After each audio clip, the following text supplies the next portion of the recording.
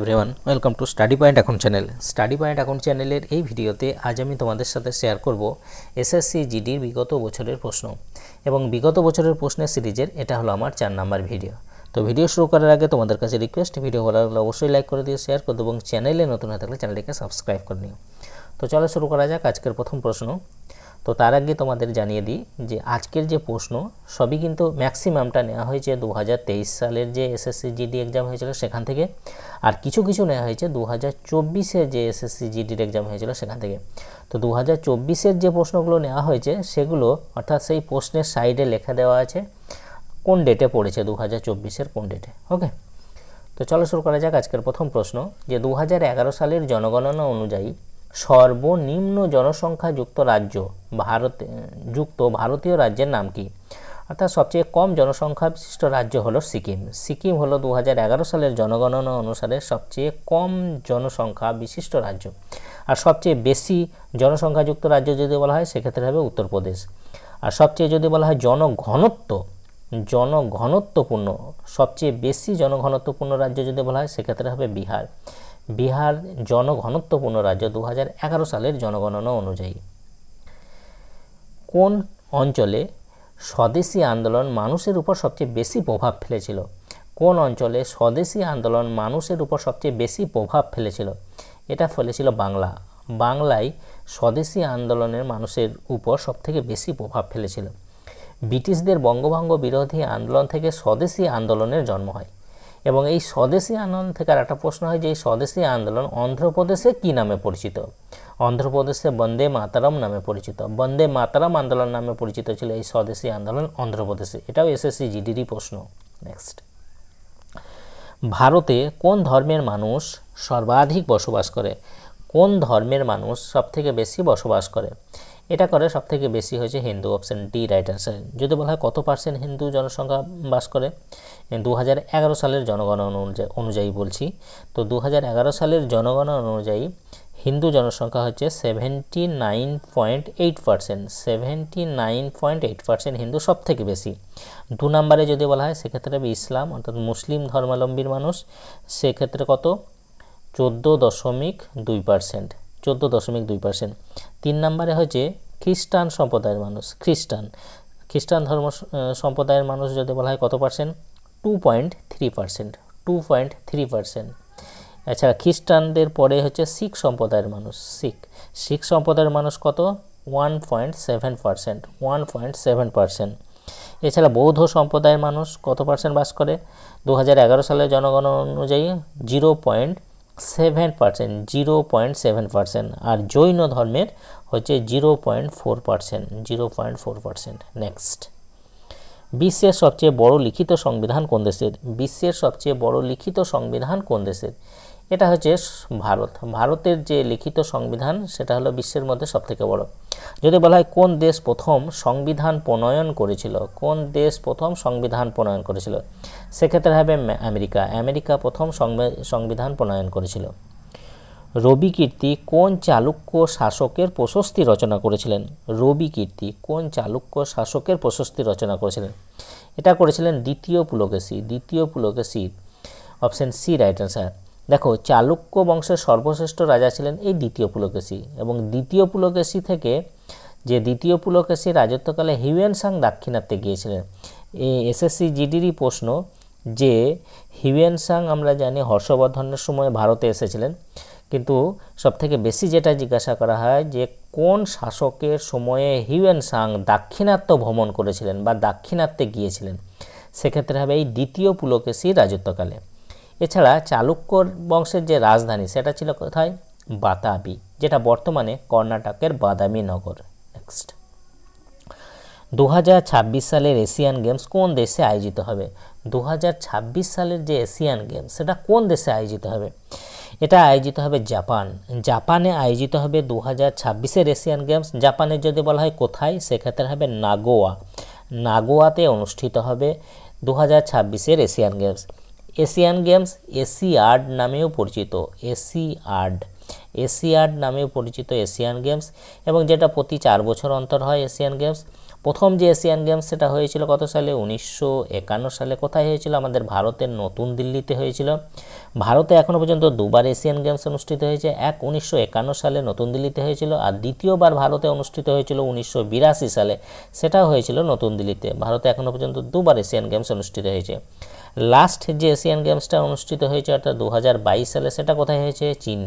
চীনের কোথায়? হাংজাও, চীনের হাংজুতে হয়েছে লাস্ট, অর্থাৎ 2022-এর যে এশিয়ান গেমস সেটা।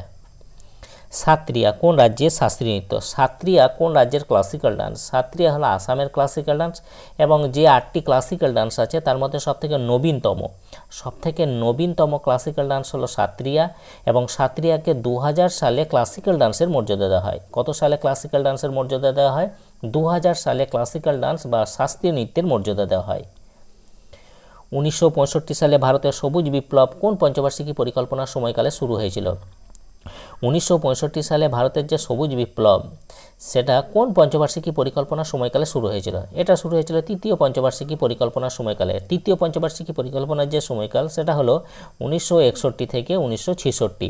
তো এখানে দেখো সবুজ বিপ্লব শুরু হয়েছিল 1965। তা 1965 কোন পঞ্চবার্ষিকী পরিকল্পনার মধ্যে পড়ছে? তৃতীয় পঞ্চবার্ষিকী পরিকল্পনার মধ্যে পড়ছে।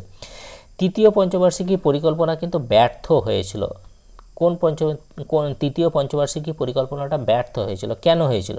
তার 3টি মেনলি কারণ আছে। সেগুলো কি কি?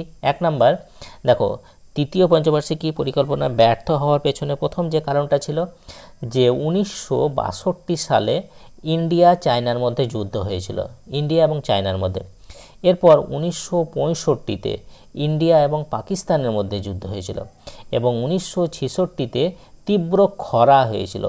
এই 3টি কারণের জন্য মেনলি তৃতীয় পঞ্চবার্ষিকী পরিকল্পনা ব্যর্থ হয়েছিল। ওকে, তো তৃতীয় পঞ্চবার্ষিকী পরিকল্পনা ব্যর্থ হয়েছিল। বুদ্ধ পূর্ণিমা গৌতম বুদ্ধের ভক্তদের দ্বারা উদযাপিত হয়, এবং নিচের কোন রাজ্যে এটা সাগাদাওয়া নামে পরিচিত? সাগাদাওয়া নামে পরিচিত, এটা সিকিম রাজ্যে পরিচিত। সিকিম। যখন রাজ্যসভার চেয়ারম্যানের পদ খালি থাকে তখন তার দায়িত্ব নিচের কোনটির দ্বারা সম্পাদিত হবে? অর্থাৎ রাজ্যসভার চেয়ারম্যান পদের যে পদ, রাজ্যসভার চেয়ারম্যানের পদ খালি থাকলে তার দায়িত্ব পালন করে রাজ্যসভার ডেপুটি চেয়ারম্যান। রাজ্যসভার deputy chairman, option A right answer, deputy chairman. Sodium sulphate এবং বেরিয়াম ক্লোরাইডের বিক্রিয়ায় কোনটির সাদা অধক্ষেপ পড়ে? সোডিয়াম সালফেট এবং বেরিয়াম ক্লোরাইডের বিক্রিয়ায় যেটা সাদা অধক্ষেপ পড়ে সেটা হলো বেরিয়াম সালফেট। Barium sulphate. নিম্নের কে একজন ক্রিকেট খেলোয়াড় নয়? নিম্নের কে একজন ক্রিকেট খেলোয়াড় নয়? দেখো জাভাগাল শ্রীনাথ একজন ক্রিকেট খেলোয়াড় এবং তিনি ভারতের ফার্স্ট বোলার ছিলেন। সচিন টেন্ডুলকারের তো নাম আমরা সবাই জানি, সচিন টেন্ডুলকার ক্রিকেটার ছিলেন। রাহুল দ্রাবিড়েরও ক্রিকেটার ছিলেন। যিনি ক্রিকেটার নন এখানকার মধ্যে তিনি হলেন সাইনা নেহওয়াল। সাইনা নেহওয়াল কোন খেলার সাথে সম্পর্কিত? ব্যাডমিন্টনের সাথে সম্পর্কিত সাইনা নেহওয়াল। নিম্নের কোন মৌর্য শিলালিপি বর্তমানে ভারতে অবস্থিত নয়? নিম্নের কোন মৌর্য শিলালিপি বর্তমানে ভারতে অবস্থিত নয়? দেখো এটা হলো কান্দাহার শিলালিপি। কান্দাহার শিলালিপি বর্তমানে ভারতে অবস্থিত। কান্দাহার কোথায়? আফগানিস্তানে অবস্থিত।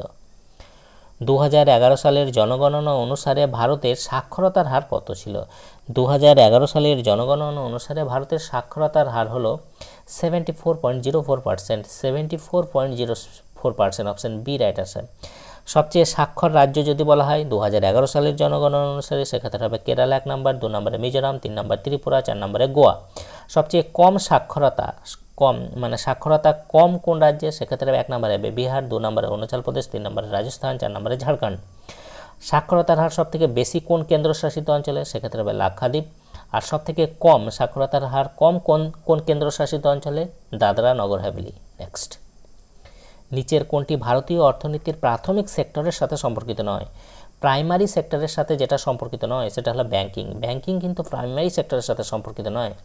ব্যাংকিং টার্সিয়ারি বা তৃতীয় সেক্টরের সাথে সম্পর্কিত। ফরেস্ট্রি, ফিশিং, ডেয়ারি এই 3টি কিন্তু প্রাথমিক সেক্টরের সাথে সম্পর্কিত। দেখো বাণিজ্য, রেস্তোরাঁ, পরিবহন, যোগাযোগ ব্যবস্থা, বীমা ও ব্যাংক, গৃহ নির্মাণ, সামাজিক, ব্যক্তিগত ও সম্প্রদায়গত পরিষেবা, এগুলো সবই কিন্তু টার্সিয়ারি বা সার্ভিস সেক্টর বা তৃতীয় সেক্টর সেটার সাথে সম্পর্কিত। অর্থাৎ ব্যাংকিং হচ্ছে টার্সিয়ারি সেক্টরের সাথে সম্পর্কিত। নেক্সট, স্টার্ট আপ ইন্ডিয়া শুরু করেছিল কোন মন্ত্রণালয়ের দ্বারা? স্টার্ট আপ ইন্ডিয়া শুরু হয়েছিল কোন মন্ত্রণালয়ের দ্বারা? এটা হয়েছিল ministry of commerce and industry. Ministry of commerce and industry এই মন্ত্রণালয়ের দ্বারা শুরু হয়েছিল স্টার্ট আপ ইন্ডিয়া স্কিম।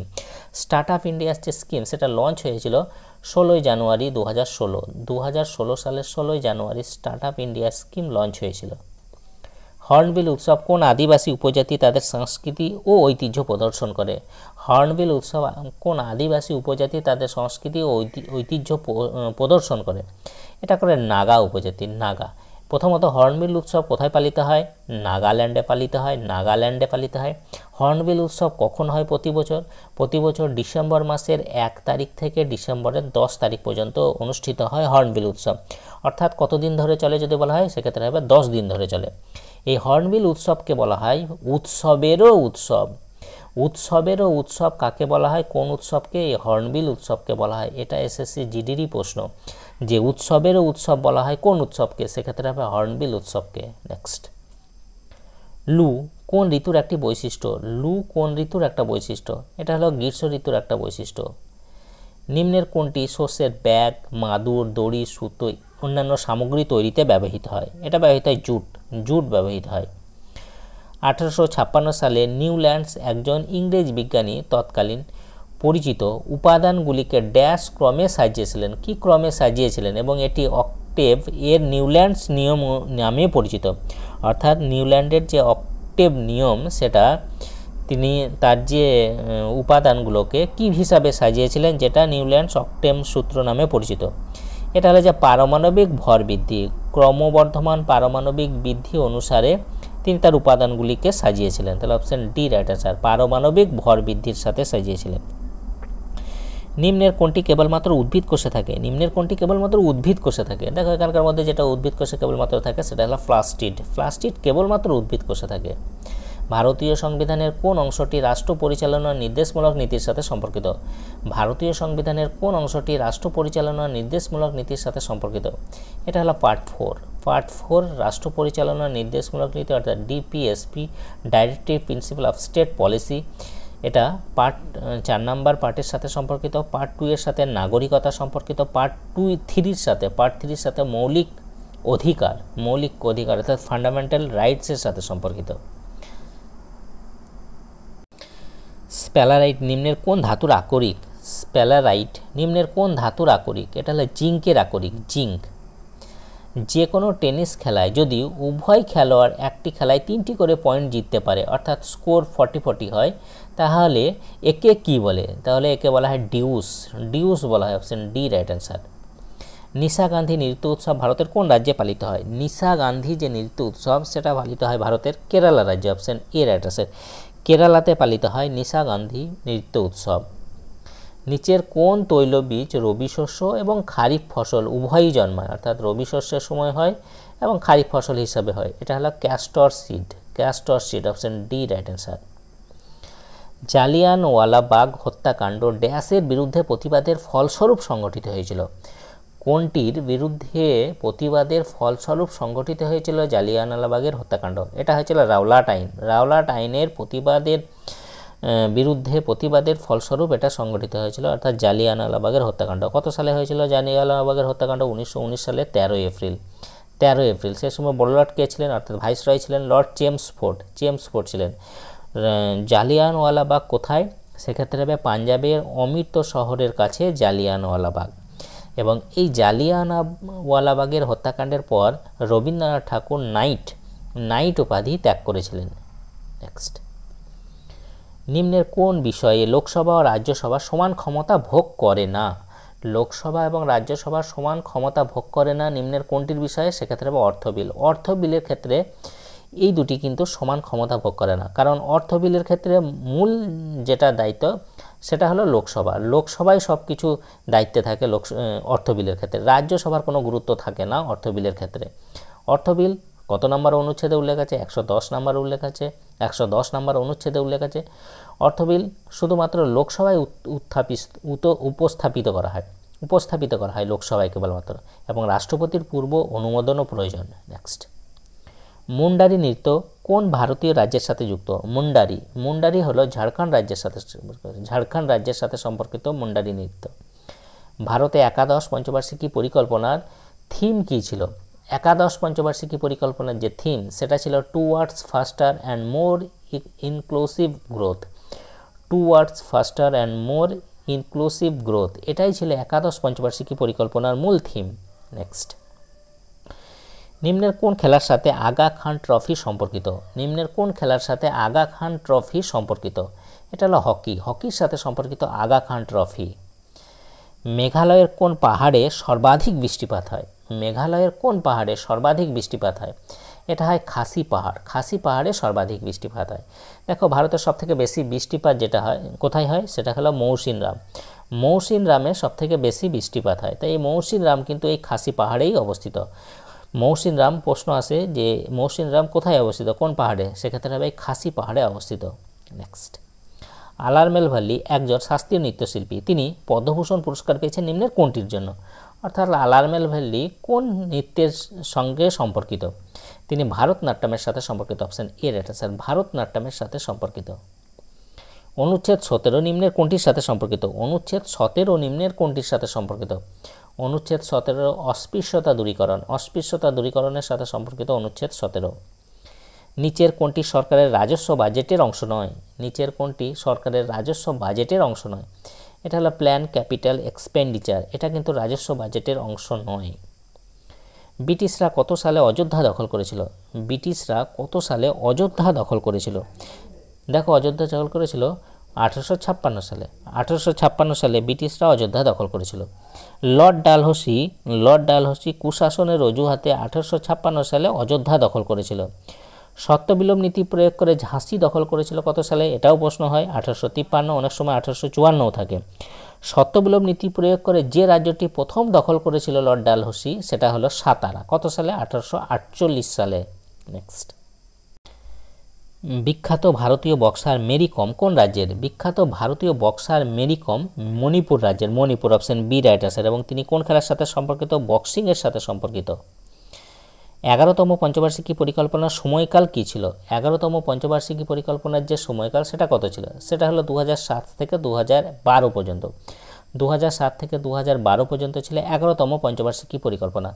আর 12তম যে পঞ্চবার্ষিকী পরিকল্পনা তার সময়কাল ছিল 2012 থেকে 2017 সাল পর্যন্ত। কিন্তু এই দ্বাদশ পঞ্চবার্ষিকী পরিকল্পনা মানে পূর্ণ হওয়ার আগে এটাকে ভেঙে দেওয়া হয়, অর্থাৎ পঞ্চবার্ষিকী পরিকল্পনাকে ভেঙে দেওয়া হয় পরিকল্পনা কমিশনকে। তার জায়গায় নিয়ে আসা হয় কাকে? নীতি আয়োগকে নিয়ে আসা হয়। 2014 সালে এটাকে বিলুপ্ত করা হয়, অর্থাৎ পরিকল্পনা কমিশনকে বিলুপ্ত করা হয়, এবং 2015 1 জানুয়ারিতে নিয়ে আসা হয় নীতি আয়োগ। নেক্সট, ভারতীয় সংবিধানে যখন মৌলিক কর্তব্যগুলিকে অন্তর্ভুক্ত করা হয়েছিল তখন ভারতের প্রধানমন্ত্রী কে ছিলেন? ভারতীয় সংবিধানে যখন মৌলিক কর্তব্যগুলোকে অন্তর্ভুক্ত করা হয়েছিল তখন ভারতের প্রধানমন্ত্রী কে ছিলেন? তখন ছিলেন Indira Gandhi. Option A right answer. দেখো, মৌলিক কর্তব্যকে অ্যাড করা হয়েছিল 1976 সালে।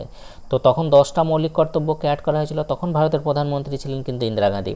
পরে যখন আর একটা মৌলিক কর্তব্যকে ভারতীয় সংবিধানে অ্যাড করা হয় সেটা হলো 2002 সালে, তখন কিন্তু প্রধানমন্ত্রী ছিলেন অটল বিহারী বাজপেয়ী। 2002-এ ছিলেন অটল বিহারী বাজপেয়ী। কালবেলিয়া ভারতের কোন রাজ্যের লোকনৃত্য? কালবেলিয়া ভারতের কোন রাজ্যের লোকনৃত্য? কালবেলিয়া হলো রাজস্থান। রাজস্থানের লোকনৃত্য। অপশন ডি রাইট আনসার, রাজস্থানের লোকনৃত্য।